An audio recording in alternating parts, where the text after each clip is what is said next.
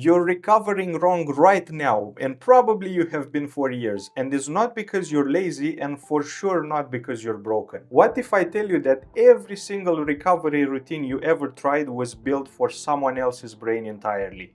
And until you find the one that's actually yours, no amount of rest will fix it. Stay with me, and I promise that by the end of this video you'll understand why rest keeps failing you no matter how hard you try it, and you'll see why your brain is actually rejecting the recovery you're giving it, and you will walk away with one question that might change how you recharge. You know what's super wild about this kind of exhaustion? We treat recovery like it's supposed to be a math equation. You get 8 hours of sleep plus 2 full days off, and this should equal a recharge, right?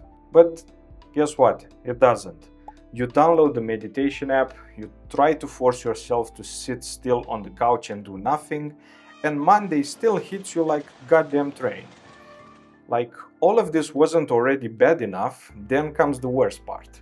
You start to blame yourself. You think everyone else has this whole relaxation stuff figured out and you just didn't. The guilt is brutal because in reality you are actually trying. You are actually doing what you're supposed to be doing. And you still wake up bone deep tired on Monday. I carry this kind of guilt for years. I tried everything. I tried meditation, I tried journaling, I even tried scrolling for hours looking for some kind of relief. To be honest with you, I think it was more of an escape of this reality. I was feeding my brain junk food and wondering why I'm still starving. By the way, I'm Mihna. This is what this channel is about, figuring out what's exactly underneath the surface.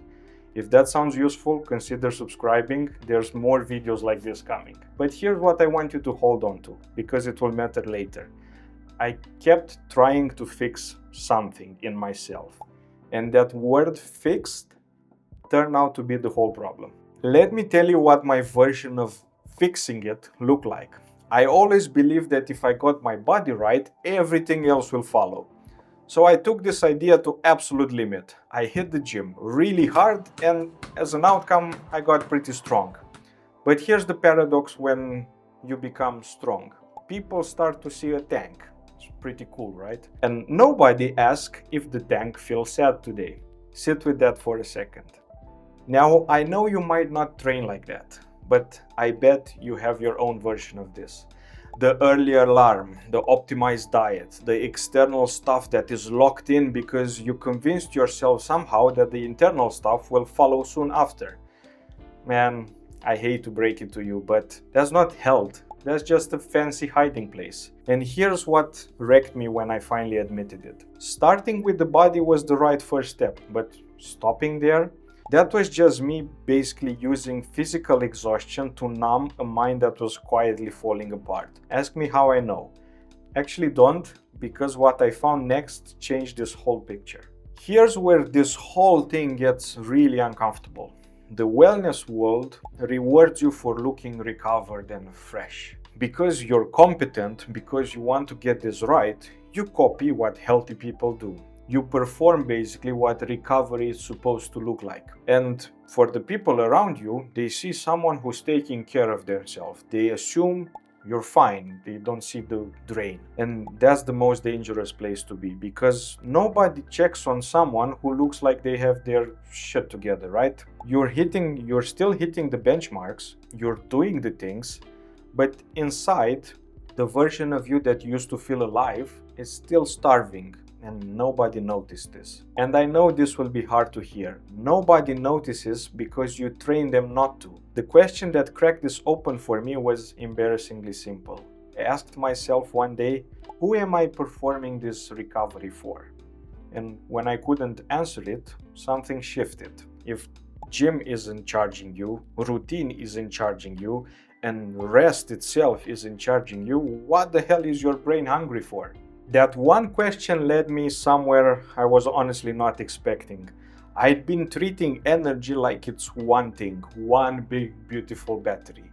You feel it or you don't. What if that's completely wrong? What if different people need completely different energy? Because that's what's actually happening. Your brain doesn't run on a generic power source. There's a major difference between what feels good in the moment and what your brain genuinely needs to function. And every single person has a different one. If your brain, for example, requires deep, uninterrupted solitude, if you go out on a loud brunch with friends, that isn't self-care. It's a hostage situation pretty much. Doesn't matter how fun it's supposed to be. Think about plugging your dead phone into a raw potato. You're just sitting there staring at the screen waiting for it to charge. I hate to break it to you, it will never charge. And congratulations, now you have a dead phone and honestly a very confused potato. That's most burnout recovery right there. It's what the majority does. Now remember that word fix from earlier. This is why it will never work. I wasn't broken and you were not broken either. We were just using the wrong charger. Now you would ask, if finding this information and knowing it is not enough, I still have to find the right one for me, and in this video I'll try to help you find the right one for yourself. It turns out there's actually a name for this. It's something called the process communication model. It's basically a framework that maps 6 different psychological batteries. It's different energy, different charger, different everything basically. I didn't find it because I was curious and bored one evening and let me research this. I found it because I was desperate and everything else had failed. And the moment I saw those 6 batteries laid in front of me, I realized I spent years plugging into the wrong one. It's 6 different ways the human brain actually recharges. Unfortunately, most people spend their whole lives copying the charger from the person sitting next to them, their partner, their co-worker, their friend, and then they are wondering why they are still empty. I had to figure out which one was actually mine, and what I found was not what I expected, to be honest. The first real thing I changed was unglamorous, to say the least. I stopped performing self-care routine for the internet. I know this will sound like anti-advice, but hear me out. For years I've been doing exactly what you're probably doing right now. I was trying to manufacture energy using someone else's charger. I was basically copying routines built for brains that work nothing like mine. And luckily one morning something clicked. I had to look at what my brain actually does when the pressure is entirely off. There is this one question I want you to remember that changed everything for me. When nobody is watching and you have zero responsibility, what do you default to? Not what you think you should do, what do you actually reach for? That's your default. The weird specific thing your brain gravitates towards when nobody is looking. That is your charger. For me it was solitude. It's not a meditation app solitude, not let me schedule 1 hour of quiet time, that's bullshit.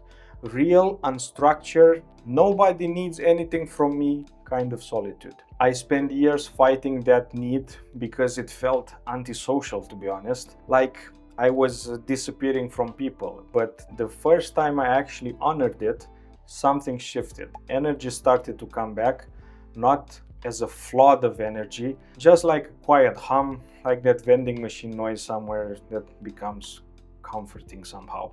And what surprised me wasn't how well it worked, it was how long I've been fighting it. Now here's something worth knowing, because this might explain a lot. Your charger doesn't necessarily stay the same your whole life. And the process communication model research actually shows that about 2/3 of us will experience a shift in our dominant psychological needs or our battery at least once in our lifetime. And you will ask what might usually trigger this. It's extended periods of real stress, the kind of stress that drags on for months and unfortunately even years. Under that kind of pressure, your brain can quietly start needing something completely different to function, something it never needed before, which means the question isn't just what recharges me. To make it more accurate, it's what recharges me right now. And when I started to ask the same question to the people around me, the answers were all over the place. Let me try to give you some examples. One of my friends recharges through one deep, honest conversation with someone he actually trusts. He spends years thinking he's maybe too needy. But it turns out that his brain literally needs one that kind of depth of connection to come alive. Another friend of mine needs a real debate about something that he believes in. Initially, he thought maybe he's too argumentative, but for him, that's a requirement. And someone else I know can only recharge by doing something completely unplanned. Every structured recovery routine made her feel worse, not better. Pretty much is the same energy but completely different batteries. Your brain has a specific voltage it needs. You don't just judge your phone for having one, right? So why are you still judging yourself for needing what you need? Do you remember that Monday morning that I was describing at the beginning? The one when you wake up tired, completely dead inside after resting basically the whole weekend? I still have those sometimes, but something shifted after I stopped borrowing everyone else's charger. That bone deep tiredness got quieter. It's not gone, but it's a lot quieter. Drop a comment with what you think your charger might be. If there's something specific you want me to dig into next, please tell me that too. I read everything you send. See you next week, and until then, please take care of yourself. Bye.